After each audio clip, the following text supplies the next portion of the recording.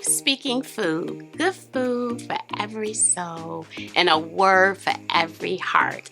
It's Chef Dolores. And you guys know what? It is Black History Month. So look at my shirt. I like that.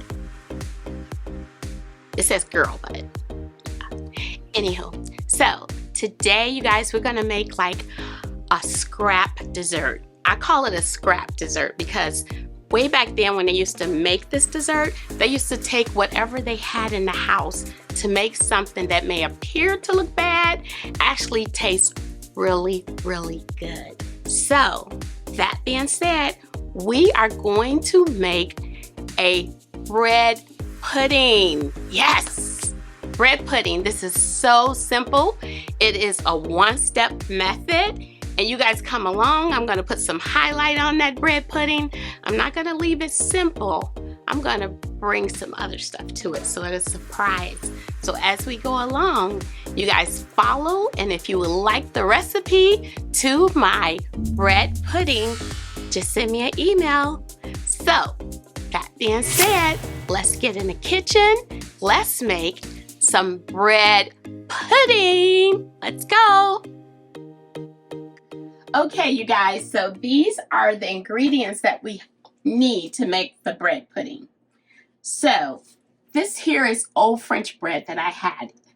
I froze it, then I brought it out for a little while, and I will do a video of how to make soft French bread. And this is a very simple recipe. It's really just you got to have yeast, active yeast with warm water, some sugar, a little butter or oil of your choice. You're going to have the flour, and it's a lot of steps when it comes to baking bread. And the reason I choose to use this type of bread, the French bread or challah bread, I believe they call that too, but I use the French bread that I make all the time. And the French bread has more of a body texture to it, so you don't want to just use regular thin piece of bread. And I don't buy bread down the aisle. So even if you buy bread at a grocery store from a bakery, look at the ingredients because it's got several ingredients as though if you went down the aisle and got the bread, same thing. So with this ingredients, it's only like 4 or 5 ingredients in here. So this is why I like to use my own homemade bread. Here are my pecans. What I did, I tossed these in a little butter, a little brown sugar, and I put a little maple syrup on there, and I just tossed it, let it dry out. And then I have my heavy whipping cream. It's like 1 cup, and that's going to give the bread a lot of silkiness and moistness to it. And then you have your sugar. I have 4 eggs, and I made my own buttermilk. So this is 2 cups of whole milk with 2 teaspoons of an acid. It can be vinegar or it can be lemon. I chose vinegar. And then right here, I have half a teaspoon of cardamom and half a teaspoon of cinnamon. And here, I have a half a teaspoon of salt. I have my 4 eggs here. So the most important thing when you're making bread pudding, you want everything to be room temperature. And that is very important because it cooks well, it blends better. So that is so important. This is a very simple recipe. Don't let me leave out the vanilla extract, okay? So that is very important. So you want to have like a 9 by 13 dish, which is this. And I didn't tell you the amount of cup of bread. I would say 6 to 6.5 cups. And it's very important to try to get this. This is the body of the whole recipe. So you don't want to just assume the amount of bread that you do it in cups. So let's go with 6. So I think I did like 6 in here. I've been doing this recipe for quite a while. So what we're going to do, I have this 9 by 13 pan here. And basically what I'm going to do is already buttered. I did not use oil. So I'm just going to pour all this in there. Yep, just like that. It's that simple. And I broke up the pieces of bread. I didn't make them too small because I wanted to really absorb.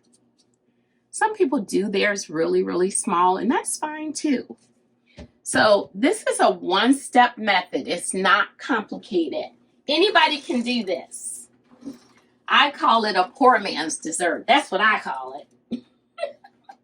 It's like taking the scraps of everything that you may already have in the refrigerator in your home, and you say, I got some bread, it's going to spoil. What can I do with this bread? And it's so important to get old bread. And it's a science to that, but we'll talk about that another time.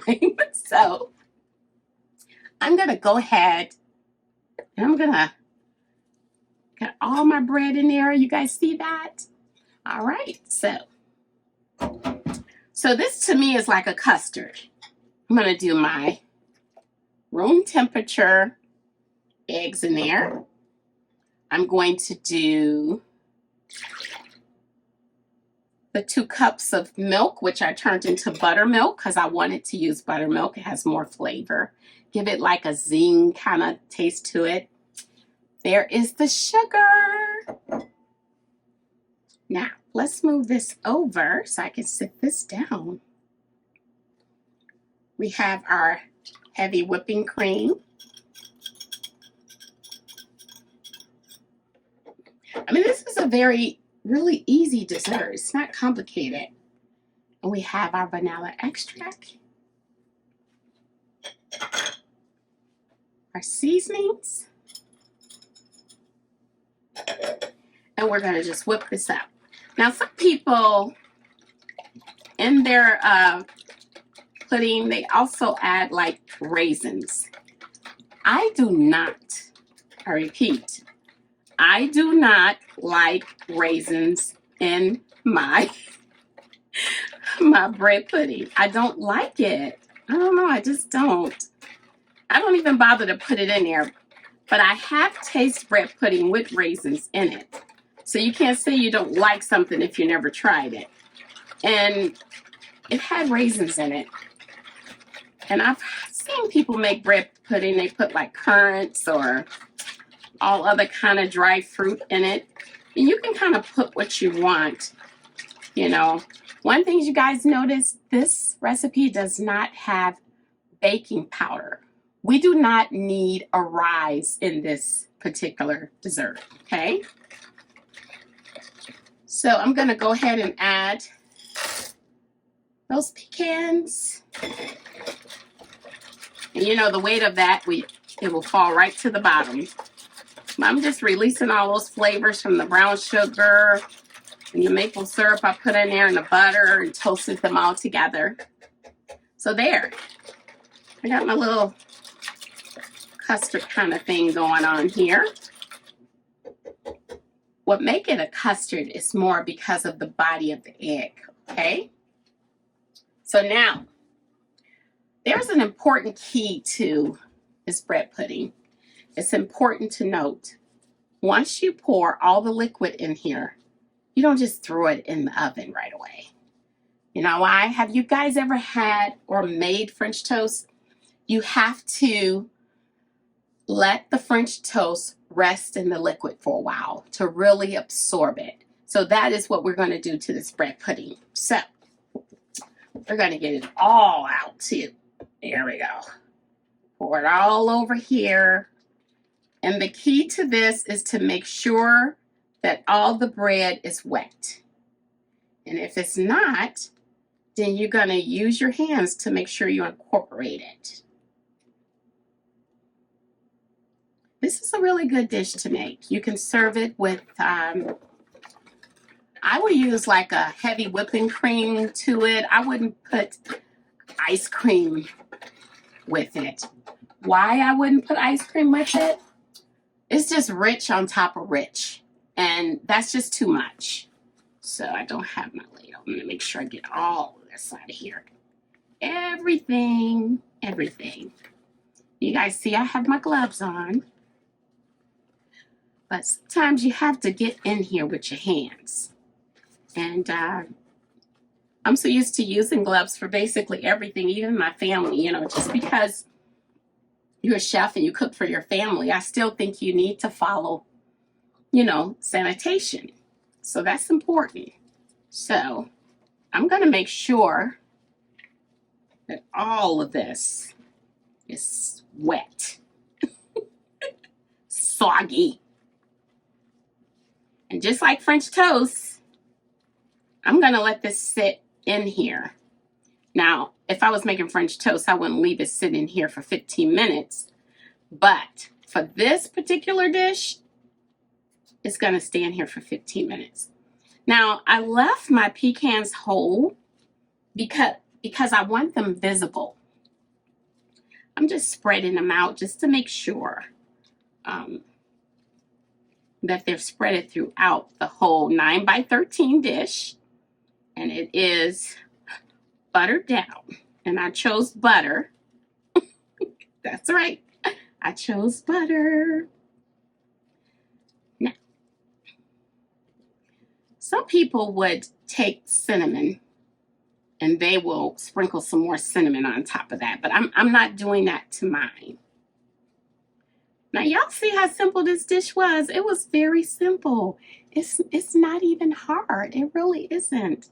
So I'm just patting it down, making sure I got my pecans on top and evenly spread it throughout the dish.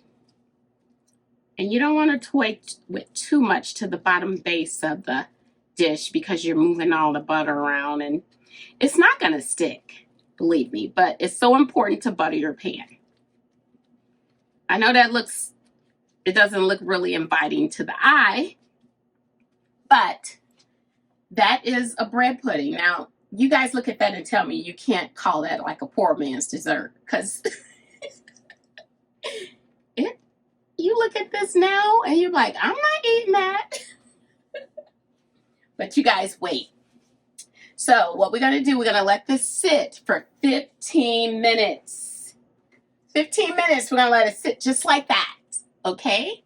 And I will be back. Stand by.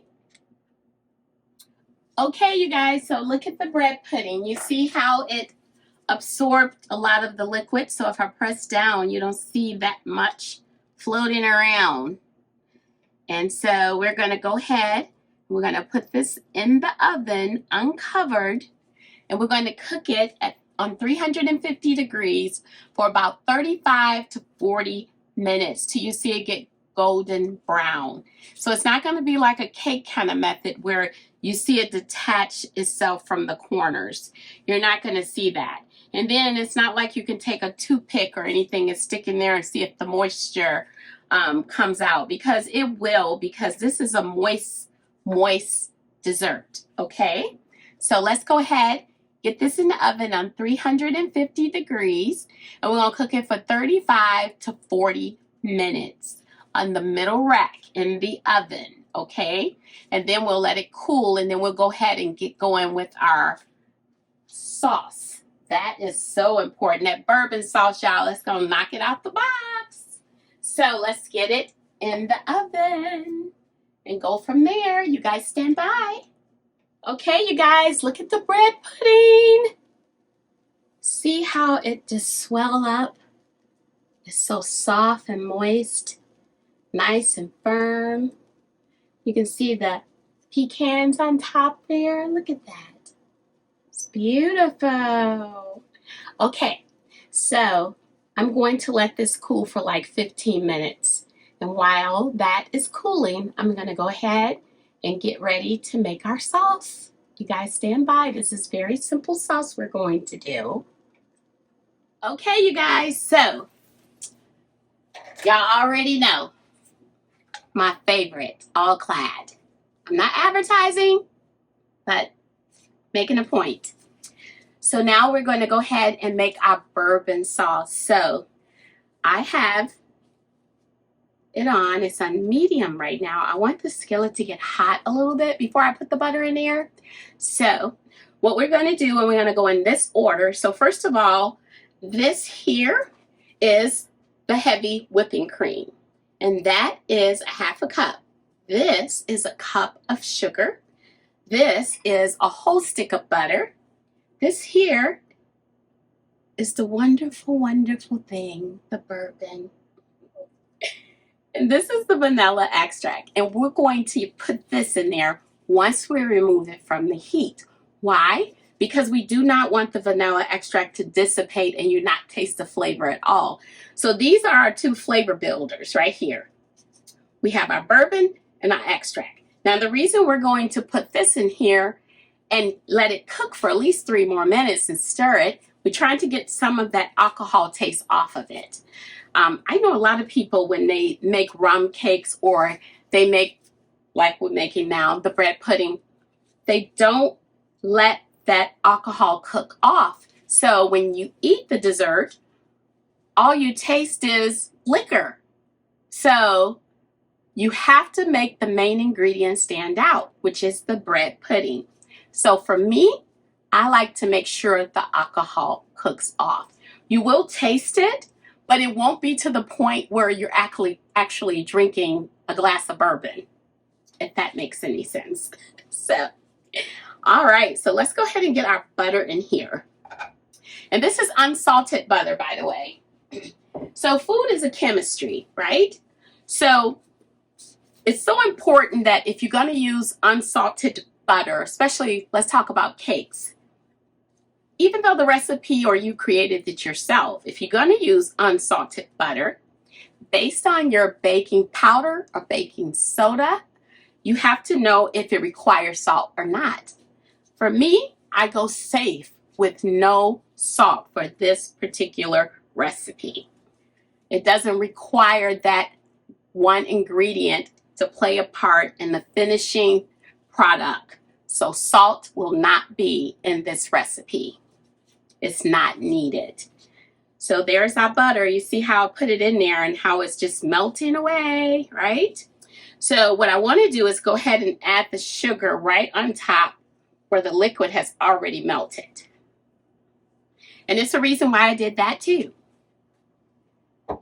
Because I don't want the sugar itself to crystallize on the side where there was no butter. So the goal now is for me to stir this until we get a nice bubble, or it gets bubbly, and it will. It's no big trick to this. Only thing I could say is make sure you don't have it up really high. Some people think if you cook things fast, depending on what they are, you can get done with it. But that's not true. You can actually burn it, and you can give it a burnt taste. So just be aware of that. So I want to get this sugar totally dissolved in here. I don't know if you guys can hear this, but you can hear the scratchiness. That means that the sugar has not fully incorporated into the butter, and it doesn't look like it has become one. You still see the separation here, right? Okay. So I hope you guys are having a good day. And it's so important to know how to cook at home. I find that even more so now than ever. I am really concerned about food safety in this country. It's very important to follow the guidelines of keeping food safe, from temperature control to just things in the food. And nowadays, people can work in the food environment. They can have long nails, which is not good because of bacteria buildup. You wouldn't be able to tell if your nails are dirty or not because you can wear polish. And yes, I do have polish on, but I have gloves on. And I am not cooking in a restaurant environment. Now, if I was cooking for my clients in their home, I will follow all the guidelines concerning keeping food safe.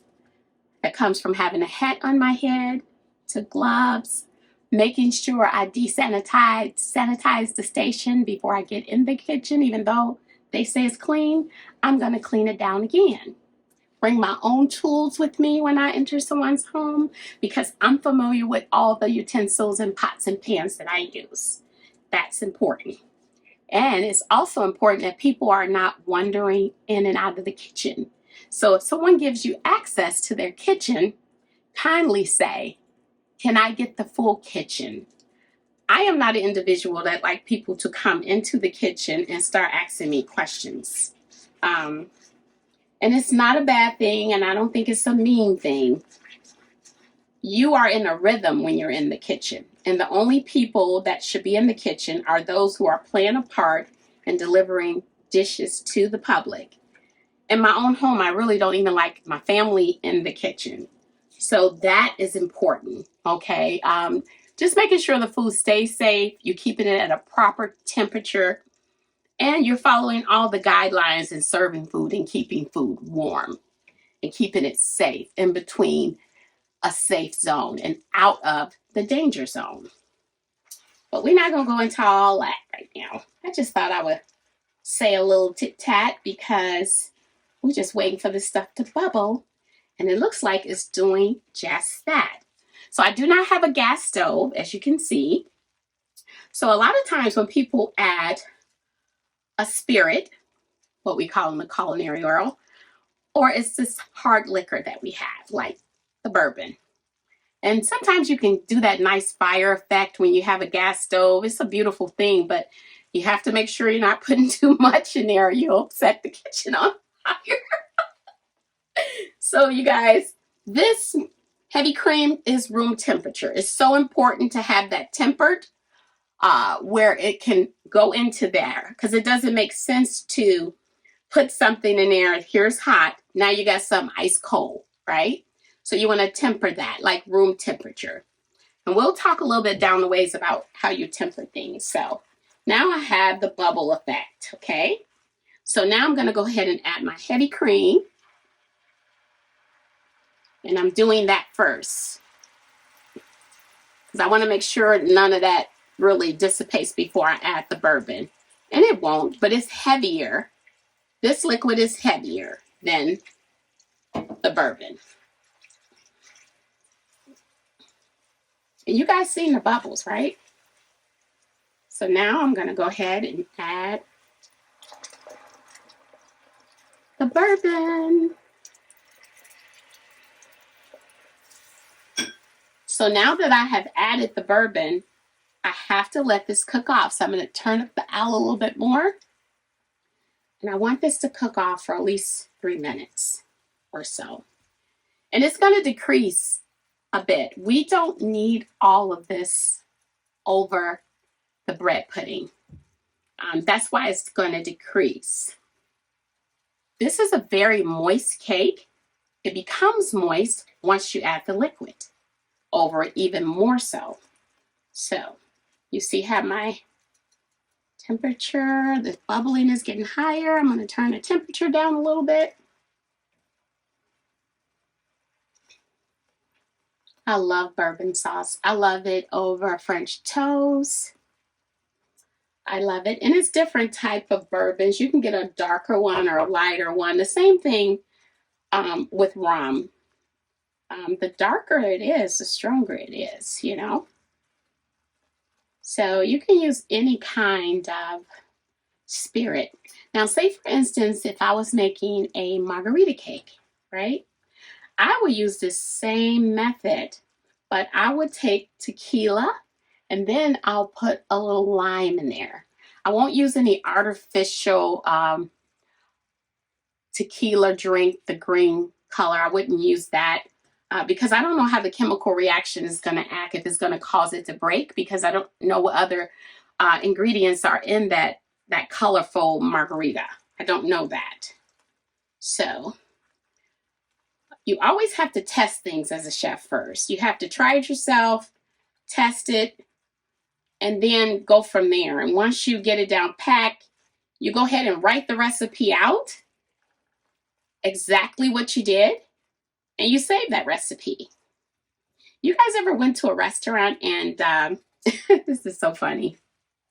You go to a restaurant and you ask, what's good to eat? You ask them about the menu, want to get an idea of what's good. And the waitresses that know a lot about, depending on the type of restaurant you go to, right? They know a lot about the menu. So you go to the restaurant and you said, what's good to eat here? And supposedly this is a good place, right? So they'll say, well, it depends on who's in the kitchen. Oh, wow. After the initial time I heard it, it was kind of funny. But after a while, I felt like that's bad business. Why? Because every restaurant should have a set recipe. Every employee that works for that establishment should follow that recipe. So therefore, every time a customer comes in and try your famous mac and cheese or your meatloaf or whatever you're making, it should taste the same all the time, right? You're not going to go to McDonald's and get something that's totally different. Like, how's the fries there? And then you get, it depends on the day. Some people may cook it longer. Some people may not even use the actual fries in the shape that the other McDonald's use. So it's so important to have a set recipe, you guys, when you're cooking. And the difference I feel between a chef and a person that just loves to cook, I think it's the chemistry. So as a chef, you're always learning. You're always experimenting. You're always creating. And you're always trying to elevate. And that is important. So working as a private chef, no longer in the industry, I do miss it. I do. But do I want to go back? No. As a private chef, you get to be more creative for your clients. And you get to help expand their palate to make them step outside of their comfort zone. So, you guys, it's been 3 minutes. Look at that. That looks good, doesn't it? So, let's turn this off.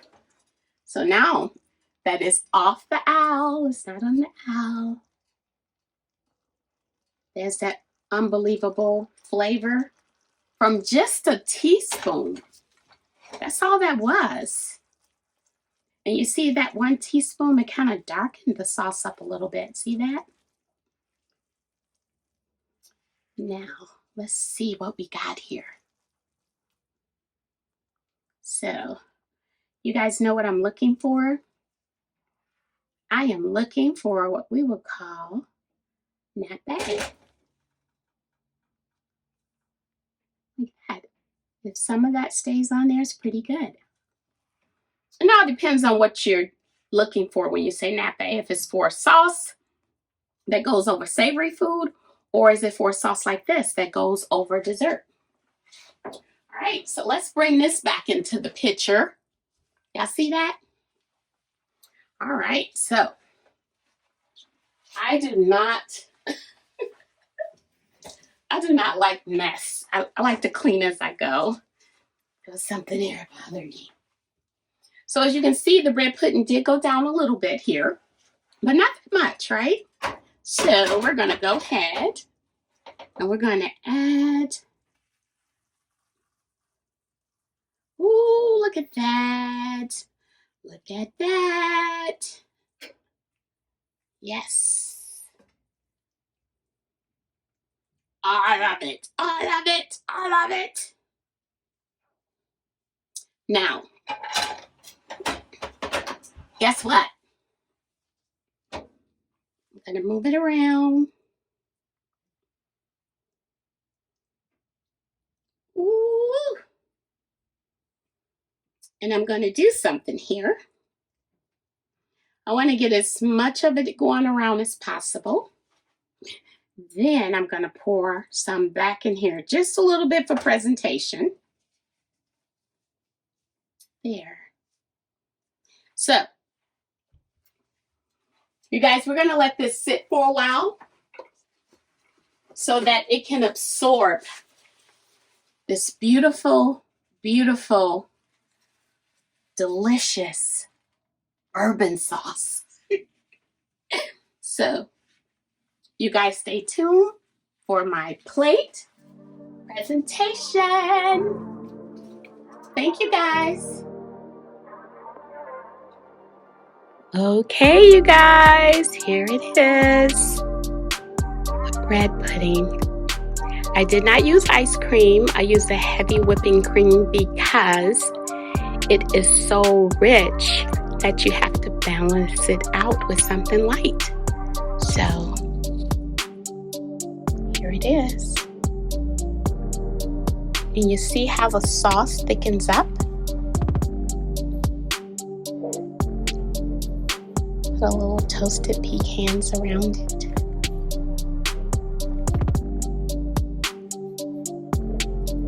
And there you go. That is your bread pudding with a bourbon cream sauce. And a nice whipped cream to balance out the richness. Enjoy!